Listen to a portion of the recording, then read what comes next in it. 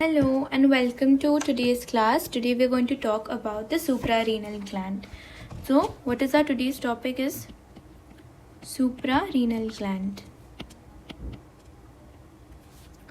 So first very important thing about suprarenal gland is it is also called as adrenal gland.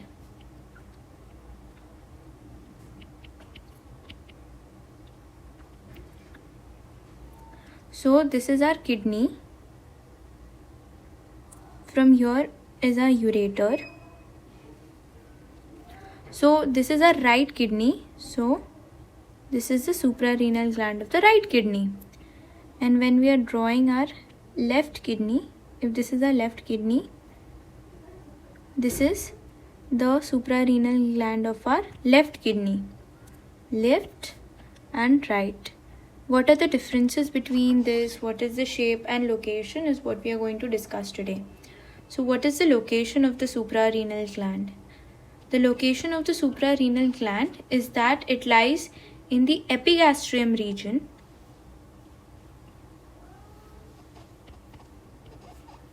At the upper pole. This is the upper pole of the kidney. So it lies on the upper pole of the kidney.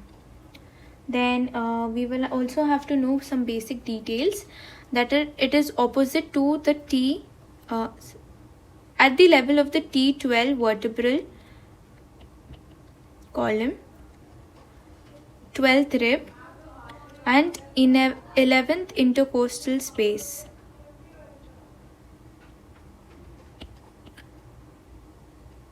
Next thing is what is the size, shape, weight and all that. So first we should know that if they ask us what is the shape, so we should be able to differentiate that the suprarenal gland of the right is triangular, pyramidal in shape,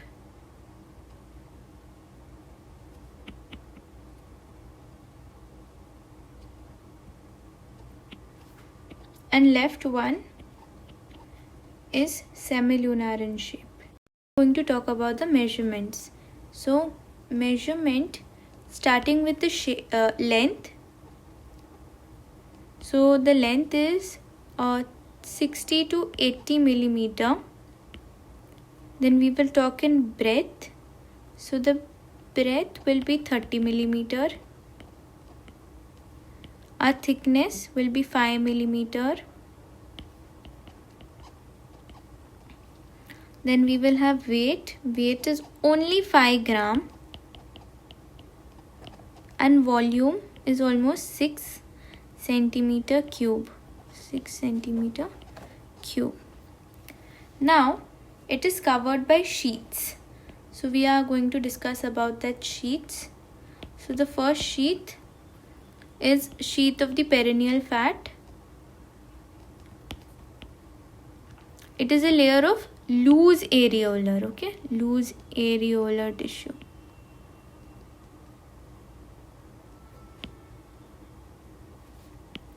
Loose areolar tissue.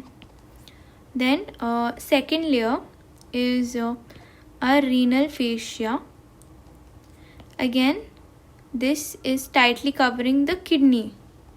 The name itself says renal fascia, so it encloses kidneys, suprarenal gland and peritoneal.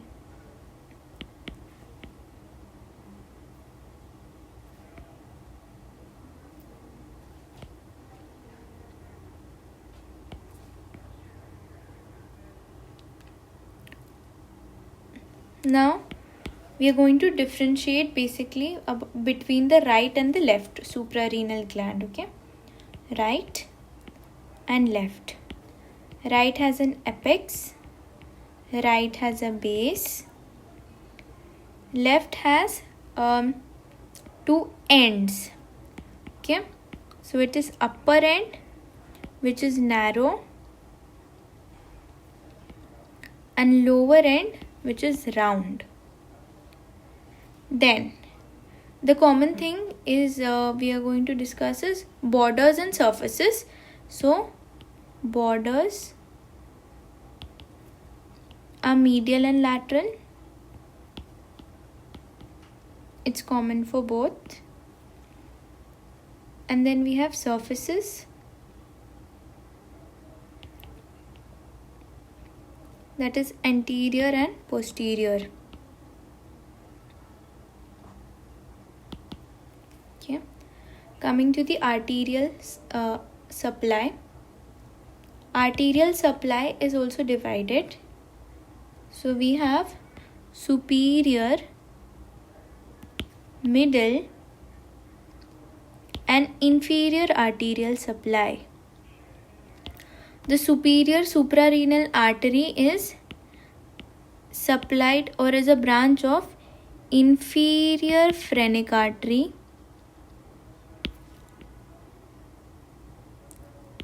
Middle suprarenal artery is a branch of abdominal aorta. And inferior is a part of renal artery.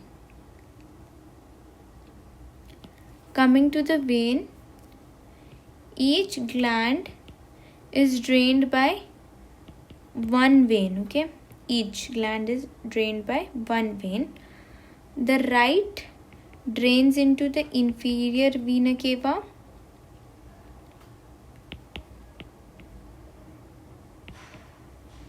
And the left vein drains into the left renal vein.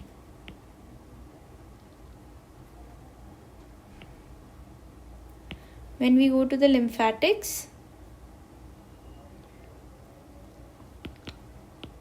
lymphatic from the suprarenal drain into the lateral aortic nodes.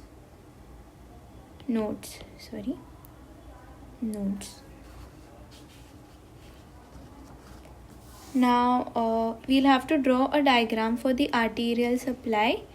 So for the arterial supply, the first important is red color.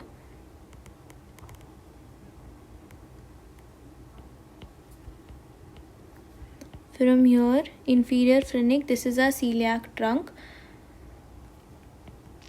This is our superior, this is our middle, and this is our inferior suprarenal arteries. This is our renal artery, and this is our mesenteric artery along with the celiac trunk. Now, coming to the veins. So again, the veins are very simple.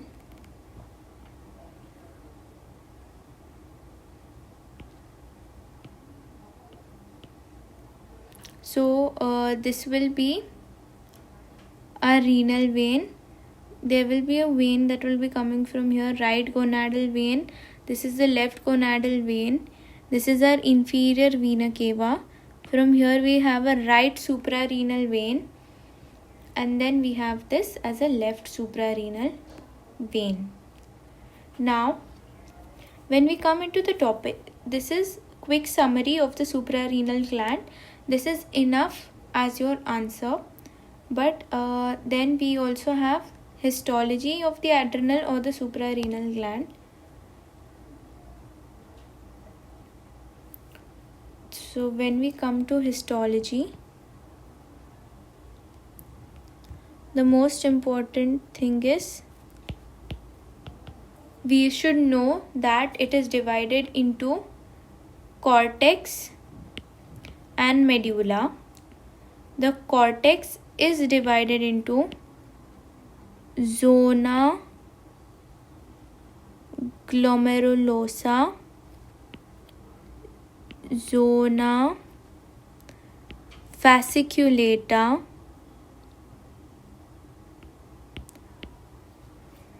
and zona reticularis.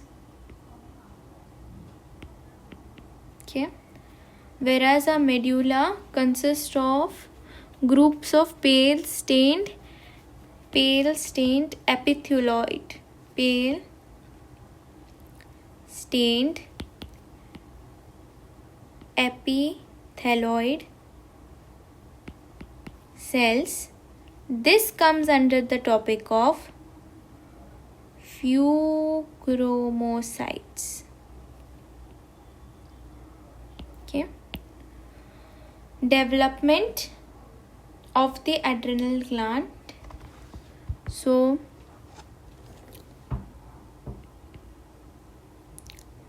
development will begin from coelomic epithelium.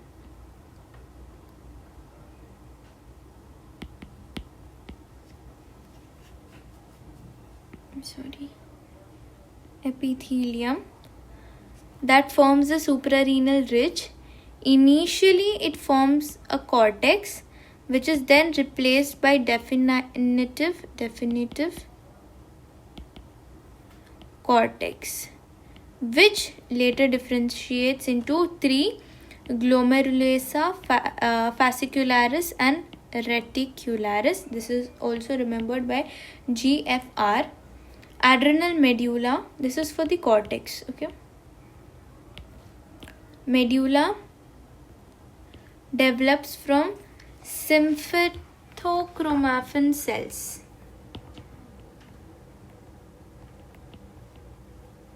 Symphotochromafin cells, which are derived from neural crest cells.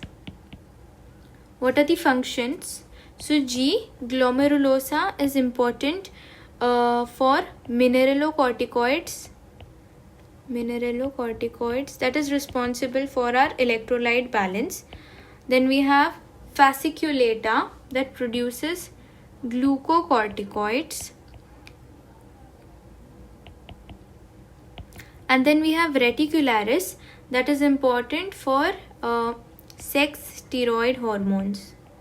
That is estrogen and testosterone, progesterone, all this will come into steroid hormones. Now the most important part of any answer is our clinical anatomy. Under the topic of clinical anatomy, we should remember something that is caused by reduction of that hormone or excess secretion. So reduction is Addison's disease. Then we have Cushing's syndrome. Okay. So if there is hypoadrenalism, that is insufficient production of adrenaline hormone, then there might be fatigue, there can be weakness, hyperpigmentation, etc.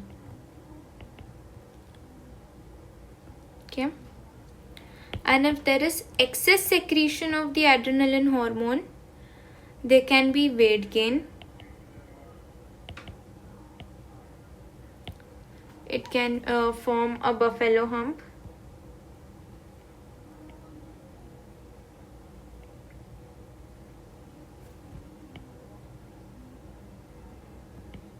Then it can form moon face, excess of sweating, abdominal red purple stria, osteoporosis. Okay, this is under Cushing's syndrome. When we come to congenital anomalies,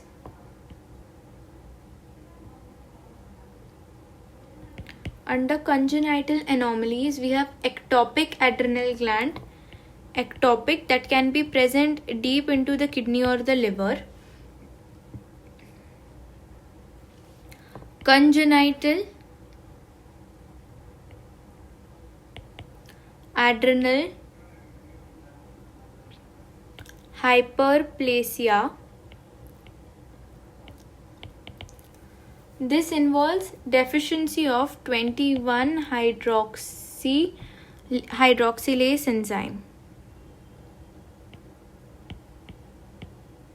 this results in elevation of androgens, which further causes hermaphroditism.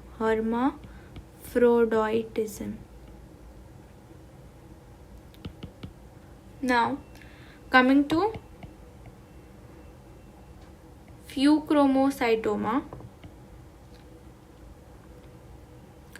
This is a tumor of the chromaffin cells.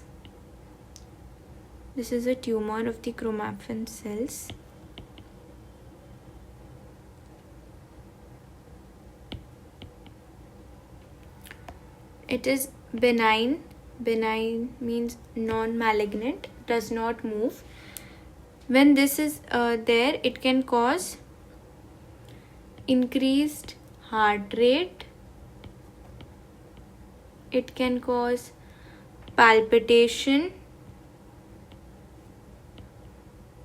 It can cause headache, sweating.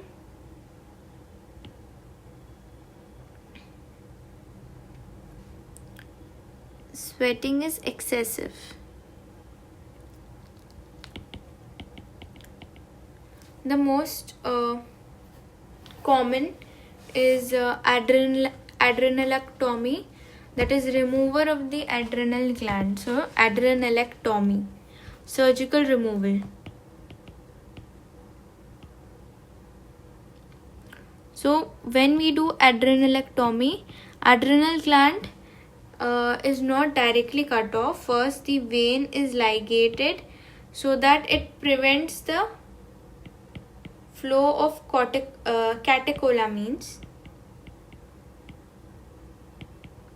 They'll get wasted and all that. So first, vein is ligated. One important thing about the adrenal gland that we forgot is the nerve supply. So I'll add it here. Under lymphatics, there is nerve supply. Under the topic of the nerve supply, the important thing is it is supplied through myelinated preganglionic fibers and chromaffin cells, which is considered homologous to the postganglionic cells or fibers. Homologous to the postganglionic cells. That is it for our suprarenal gland. So we quickly summarizing up the difference between the right and the left is that right is triangular to pyramidal in shape, left is semilunar in shape. Its location is in the epigastrium, that is below the 11th intercostal space, 12th rib and the T12 vertebra. Then its shape is triangular, pyramidal and semilunar. Measurements: length is 60-80 mm, breadth is 30 mm, thickness is 5 mm, weight is 5 gram, volume is 6 centimeter cube. Sheaths are perineal fat, that is a loose areolar tissue, and renal fascia that encloses the kidney, the suprarenal gland and the peritoneum.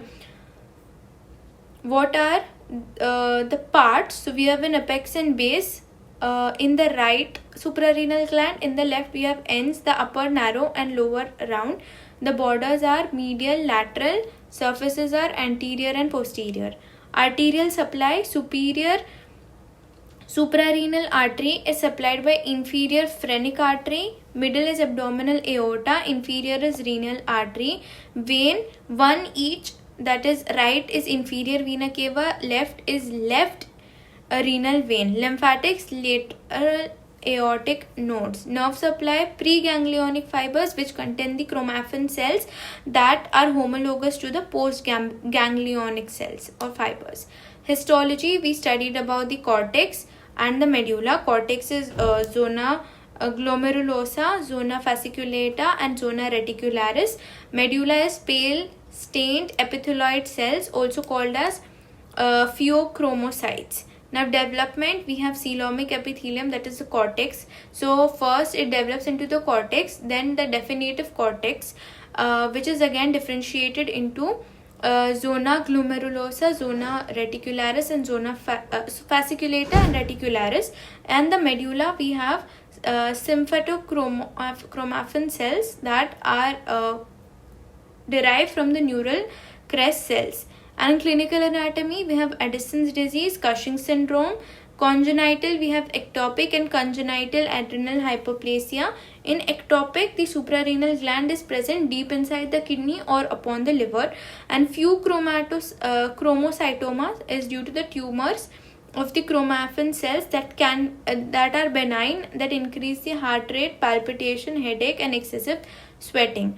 Adrenalectomy is the removal of the adrenal gland, and in this, first the adrenal vein is ligated, that prevents the flow of the catecholamines, and then the cutting is done. So that is it for our today's class. Thank you. See you.